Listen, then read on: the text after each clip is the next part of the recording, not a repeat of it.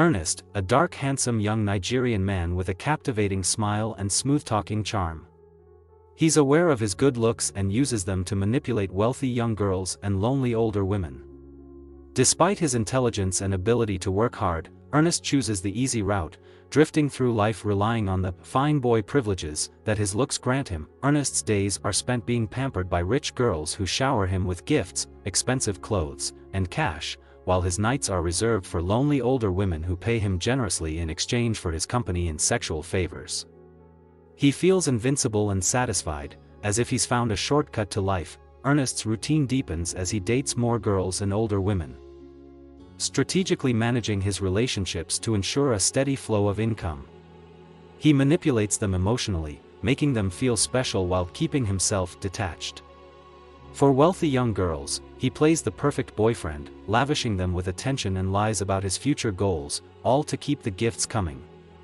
For the older women, he plays the role of the sensitive, caring companion, making them feel desirable. Ernest moves into a lavish apartment one of his sugar mamas buys for him, and he lives in comfort, feeling on top of the world. But behind the glamour, cracks start to show in his perfect facade. He doesn't realize how emotionally invested some of these women are becoming. Nor does he sense the danger of playing with their feelings. One of the wealthy girls, Tina, falls deeply in love with Ernest. She starts pressing him to introduce her to his family and make their relationship official. Ernest tries to avoid her without outright rejecting her, afraid of losing the money she gives him.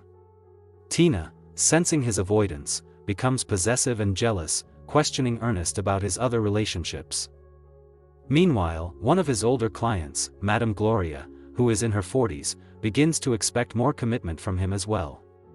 She believes Ernest truly cares for her and starts making plans for a future where they might stay together permanently. Madame Gloria, being very influential, gives Ernest access to influential networks in the city.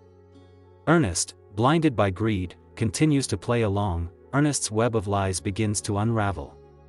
Tina finds out about Madame Gloria after noticing strange messages on his phone. She confronts Ernest, leading to a heated argument where Tina demands that he stop seeing other women. Ernest, in his usual manipulative way, tries to calm her down with sweet words. But Tina is determined to ruin him if he doesn't commit. On the other hand, Madame Gloria begins to grow suspicious of Ernest's constant excuses and decides to investigate. Through her connections, she learns about his relationships with other women, including younger girls, and is furious. She feels betrayed after everything she's done for him, including funding his luxurious lifestyle. Tina and Madame Gloria join forces to destroy Ernest. Tina, with her wealth and social media influence, spreads rumors about Ernest being a con artist who manipulates women for money. This quickly catches the attention of others in the community, damaging his reputation. Madame Gloria, on her part, uses her power to cut off all of Ernest's financial connections.